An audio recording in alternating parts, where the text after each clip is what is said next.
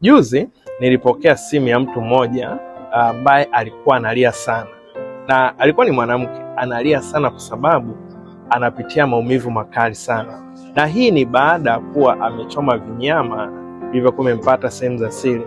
Kwa hiyo amenipigia ananiambia, laiti ningejua, laiti ningekutana na video zako mapema na kujua athari ya madhara ya kuchoma vinyama sehemu za siri, nisingefanya hivi, kwa sababu leo ametumia gharama kubwa sana kwa ajili ya kutibia changamoto yake na kuchoma hivyo vinyama ambavyo vilikuwa vimempata sehemu za siri, ila anapata maumivu makali sana, na sasa amepata vidonda ambavyo haviponi wala havisikii dawa.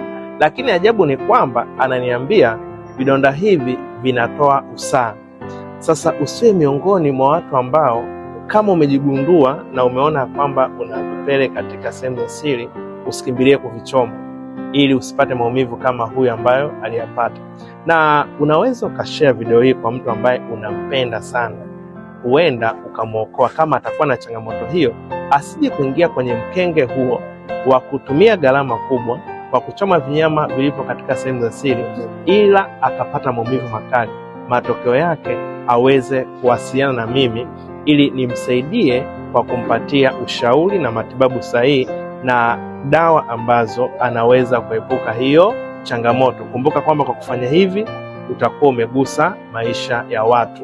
Kama ni wewe ambao unapitia changamoto hiyo, basi zingatia ushauri huu ili usiingie katika changamoto zaidi. Afya yako ni furaha yako.